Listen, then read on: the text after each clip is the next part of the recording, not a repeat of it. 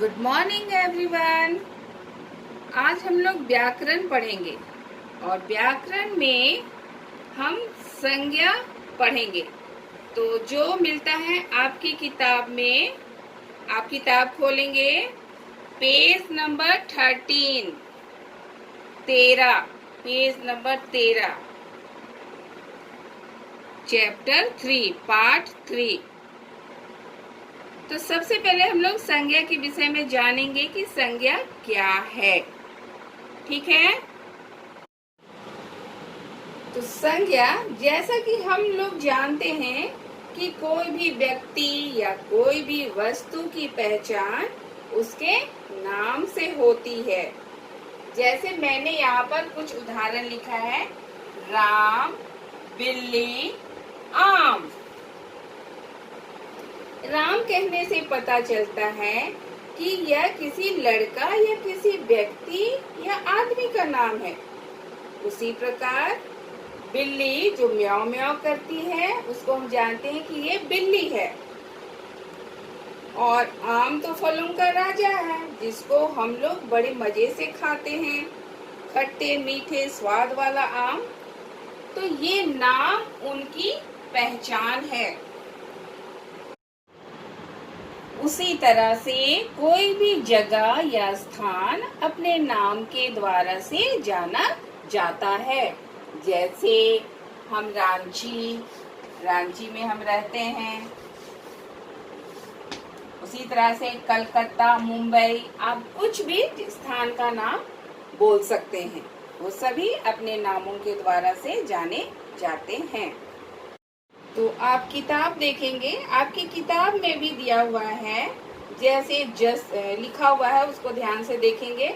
जसमीत, पंजाब, दोस्त, स्वर्ण मंदिर, और ये सभी किसी न किसी के नाम को बता रहे हैं, जैसे मैंने आप लोगों को ब्लैक बोर्ड में यहाँ पर बताया। तो नाम शब्द को ही संज्ञा कहते हैं, यानी इन्हीं नामों को हम संज्ञा कहते हैं। इस तरह से हम देखते हैं कि चाहे वो व्यक्ति का नाम हो, जगह का नाम हो, वस्तु का नाम हो या फिर प्राणी का नाम हो, उसे हम संज्ञा कहते हैं। या फिर हम कह सकते हैं संज्ञा नाम शब्द है। संज्ञा नाम शब्द है। तो संज्ञा को हम परिभाषित कैसे करेंगे, उसकी परिभाषा हम कैसे लिखेंगे या कैसे बोलेंगे। तो संज्ञा की परिभाषा क्या है, या फिर संज्ञा सवाल हम कर सकते हैं, संज्ञा किसे कहते हैं? किसी व्यक्ति, वस्तु, स्थान, प्राणी या भाव के नाम को संज्ञा कहते हैं। संज्ञा किसे कहते हैं? इसका उत्तर है ये, किसी व्यक्ति, वस्तु, स्थान, प्राणी या भाव के नाम को संज्ञा कहते हैं। या फिर ये सवाल चेंज भी हो सकता है, संज्ञा की परिभाषा लिखें तो उसमें भी आपका यही उत्तर होगा, और संज्ञा किसे कहते हैं उसमें भी आपका उत्तर यही होगा। अब हम आगे संज्ञा के भेद देखेंगे। जैसे एक पेड़ से, एक पौधे से अनेक डालियां फूटती हैं, उसी प्रकार संज्ञा नामक पौधा से अनेक डालियां फूटी हैं। और यहाँ पर आप देख रहे 3 डाली है, यानी संज्ञा के 3 भेद हैं। संज्ञा के कितने भेद हैं? संज्ञा के 3 भेद हैं। पहला है व्यक्तिवाचक संज्ञा, दूसरा है जातिवाचक संज्ञा, और तीसरा है भाववाचक संज्ञा। संज्ञा के कितने भेद हुए? संज्ञा के 3 भेद हुए। पहला है व्यक्तिवाचक संज्ञा, दूसरा है जातिवाचक संज्ञा, और तीसरा है भाववाचक संज्ञा। हम देखेंगे कि व्यक्तिवाचक संज्ञा किसे कहते हैं? व्यक्तिवाचक संज्ञा में कौन कौन से शब्द आते हैं, यानी कैसे कैसे नाम वाले शब्द आते हैं? तो व्यक्तिवाचक संज्ञा में विशेष विशेष व्यक्ति, विशेष स्थान और विशेष वस्तु के नाम आते हैं। विशेष व्यक्ति, विशेष स्थान या जगह या विशेष वस्तु के नाम आते हैं। जैसे कि व्यक्ति के नाम में हम महात्मा गांधी, सोनिया गांधी, इंदिरा गांधी, उसके अलावा आप अपने दोस्तों के नाम रोहन, सोहन या फिर अपने माता पिता के नाम भी इसमें डाल सकते हैं। यानी जितने भी नाम शब्द आएंगे, व्यक्तियों के नाम आएंगे, वो व्यक्तिवाचक संज्ञा में आएंगे। इसके अलावा स्थानों के नाम, स्थान यानी जगह के नाम आएंगे। जैसे दिल्ली, मुंबई, पटना, रांची, झारखंड, ये स्थान के नाम हुए। और नदियों के नाम भी स्थान के नाम में ही आएंगे, क्योंकि नदियां जहाँ से निकली हैं या जहाँ जिस एरिया में जिस स्थान से होकर बहती हैं, तो वो नदियां भी स्थान का बोध कराती हैं। तो इसमें नदियों के नाम भी आ जाएंगे, जैसे गंगा, यमुना, सरस्वती इत्यादि। उसी प्रकार कोई भी इमारत भी स्थान को बतलाता है। जैसे हम आपको पूछते हैं या इंडिया गेट कहाँ है, तो आप जल्दी से बोलते हैं दिल्ली में है। तो उस इमारत के द्वारा भी हमको उस जगह की पहचान हुई। तो इस तरह से इमारतों के नाम भी व्यक्तिवाचक संज्ञा में आएंगे। जैसे कि ताजमहल, हवा महल, बिरला मंदिर, तो वो स्थान को बोध करा रहे हैं। तो इमारतों के नाम भी व्यक्तिवाचक संज्ञा में आएंगे। पहाड़ों के नाम भी व्यक्तिवाचक संज्ञा के उदाहरण होंगे। जैसे हिमालय, विंध्याचल, अरावली, कंचनजंगा इत्यादि। उसके बाद देश के नाम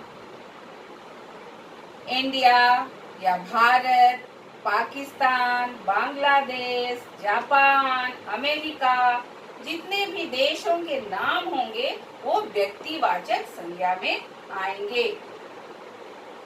उसके बाद शहर के नाम, शहर जैसे हमारे भारत देश में भी बहुत सारे शहर हैं, दिल्ली, मुंबई, कलकत्ता। तो इन शहरों के नाम भी हम स्थान की जगह पर डाल सकते हैं, व्यक्तिवाचक संज्ञा के उदाहरण में डाल सकते हैं। अब हम देखेंगे वस्तु के नाम। वस्तु के नाम भी व्यक्तिवाचक संज्ञा में आएंगे। जैसे मैंने आपको शुरू में ही बताया, विशेष व्यक्ति, विशेष स्थान और विशेष वस्तु के नाम व्यक्तिवाचक संज्ञा में आते हैं। तो वस्तु के नाम में जैसे कुर्सी, टेबल, कलम, कलश, ये सारे नाम हैं वस्तुओं के, इसलिए वो व्यक्तिवाचक संज्ञा में आएंगे।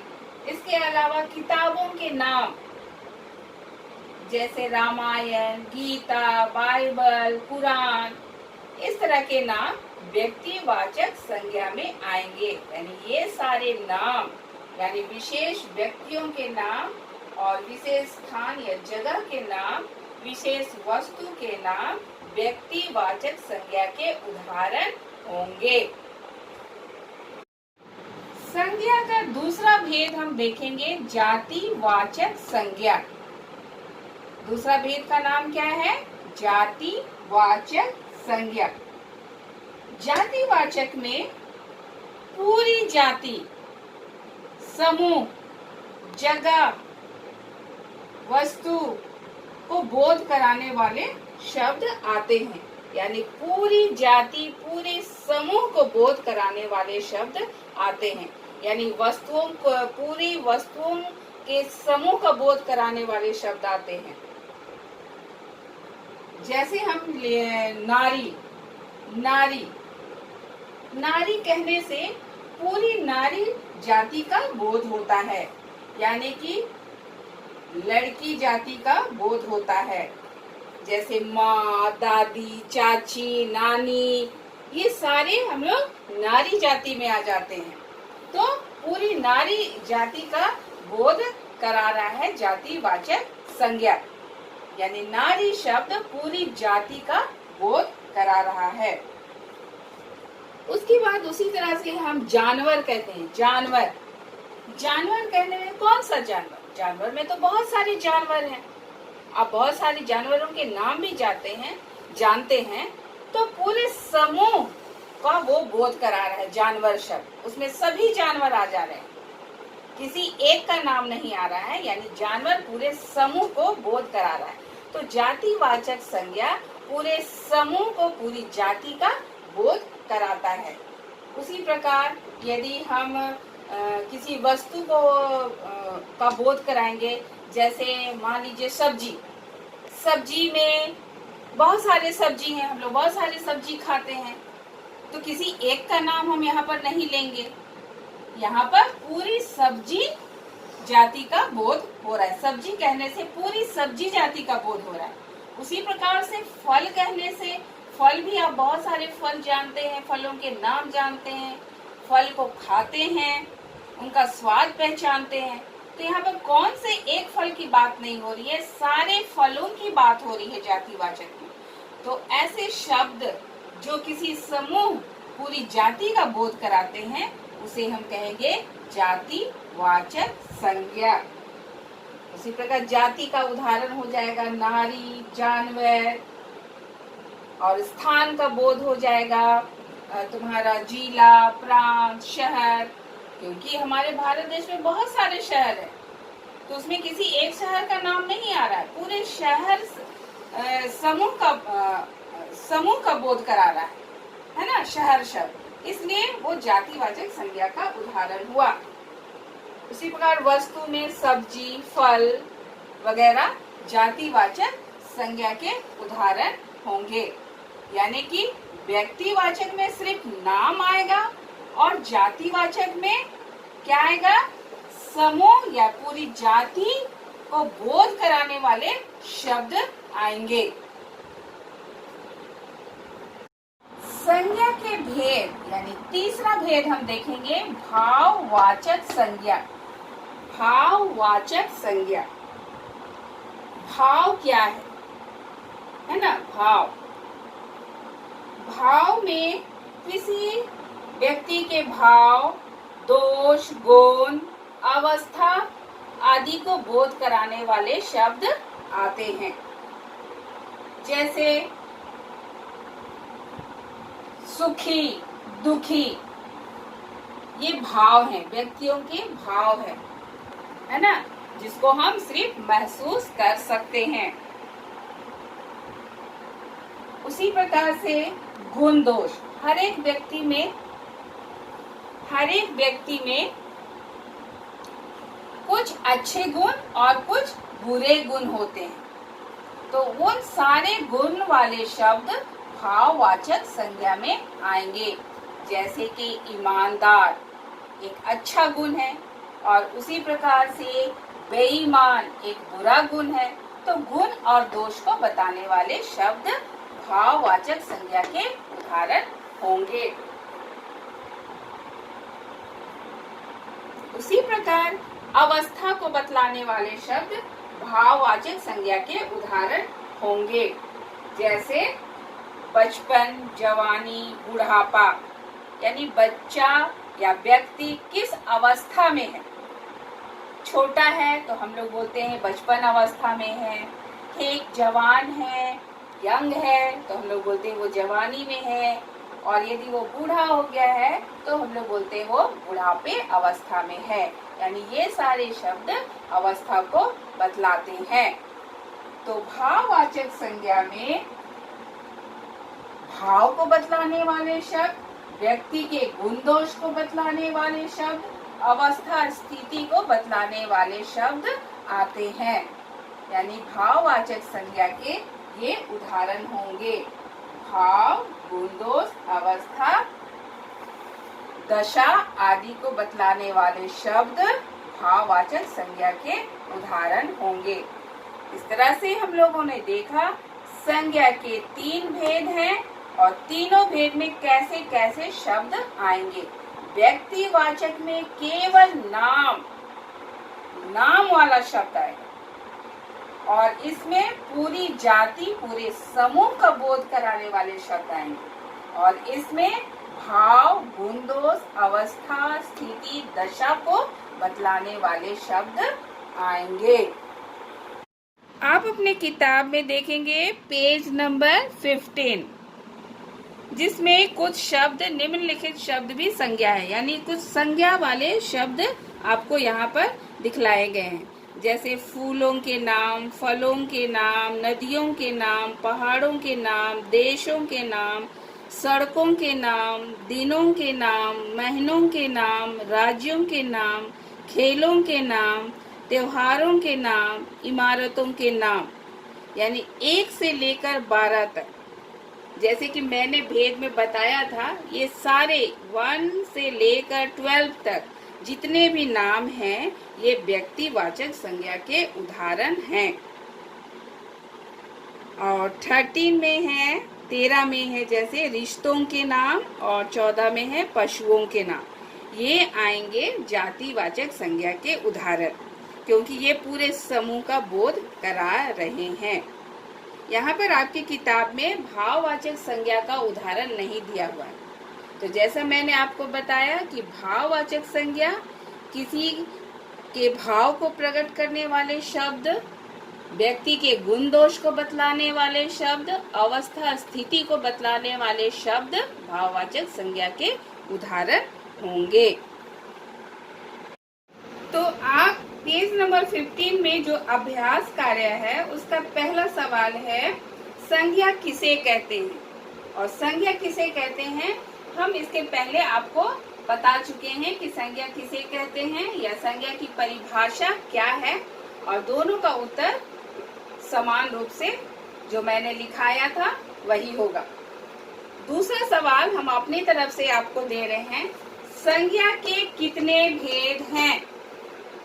संज्ञा के कितने भेद हैं?